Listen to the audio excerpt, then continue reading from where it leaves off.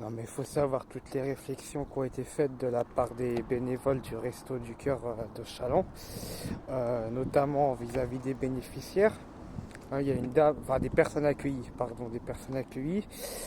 Il y a une dame qui, je dirais juste le prénom, qui s'appelle Alison, pour respecter l'anonymat, qui est accusée par la moitié des bénévoles de tirer profit alors qu'il est dans la précarité. Et comme elle travaille, et bah, pour eux, la précarité des personnes qui travaillent, elle n'existe pas. Alors que c'est faux, cette personne elle travaille en intérim mais elle a beaucoup de mal, d'ailleurs honneur à elle de travailler quand même malgré sa situation. Euh, Elle est accusée notamment par Patrick de profiter du système, alors que c'est pas vrai. Elle bosse et elle s'en sort pas. Et c'est les réflexions, ah ben, s'ils viennent en Mercedes ou en hélicoptère, est-ce qu'on les accueille quand même? Des trucs comme ça. Les bénévoles sont jugés par d'autres bénévoles. C'est parce que je suis à la MDPH, on veut savoir pourquoi je touche la MDPH. Je suis pas sous tutelle parce que je gère mes sous, mais on me pose la question quand même, est-ce que tu es sous tutelle? C'est des jugements comme ça. Euh, c'est des jugements par rapport à des membres de ma famille qui se sont retrouvés à la rue. Ils ont eu le malheur de venir au resto en 2020. C'est ah ben j'espère qu'elle va mieux quand même, hein, mon gars. Des petits trucs comme ça sur un ton un peu moqueur, alors qu'ils sont censés être dans le soutien, être dans l'aide alimentaire, être dans l'aide à la personne. Mais c'est le jugement de valeur à la place. Donc quand tu leur rends service, tes bénévoles, que tu te fais juger toi, parce que tu as la MDPH, qu'on juge quelqu'un de ta famille qui est venu les voir quand elle était à la rue, c'est quand même violent. C'est quand même violent.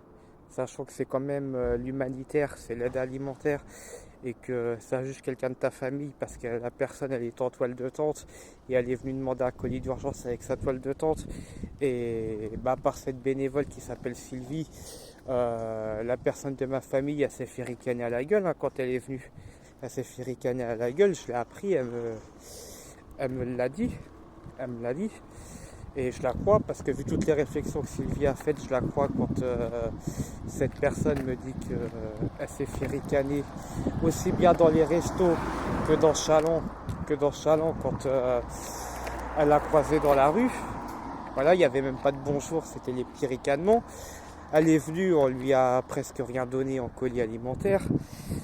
C'est des choses comme ça. Bon, ben, comme je l'ai dit, c'est est-ce que tu sais lire des trucs comme ça? Alors que je sais lire, à la preuve, je sais même publier sur TikTok. Donc ça c'est du jugement gratuit. Euh, c'est des réflexions. Fais-nous le café. Oui, ils nous prennent pour leur boniche. Fais-nous le café. Après c'est les réflexions. Ah ben il est trop fort. Ah ben c'est du jeu de chaussettes.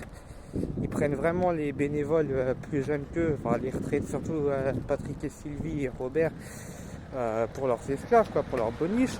Tu nettoies les caisses comme on te l'a demandé, tu te fais appeler pchipchi, tu te fais traiter de bon soumis, des propos comme ça. Ah ben heureusement que t'as un bon soumis, sinon t'aurais pas gardé. Au lieu de m'appeler Stan, on m'appelait pchipchit. Donc tout ça, bon là j'ai repris un peu de poids, mais ça m'a quand même pas mal heurté. Ça m'a pas mal froissé, toutes leurs conneries, toute leur méchanceté, toute leur perversité. Donc moi je ne veux plus faire de bénévolat là-bas, aussi bien pour ce qu'ils m'ont fait que ce qu'ils ont fait aux membres de ma famille, que pour leur mentalité envers les autres bénévoles et envers les bénéficiaires. Donc c'est les propos racistes aussi, comme j'en ai parlé. Donc moi c'est hors de question de remettre les pieds là-dedans dans ce machin.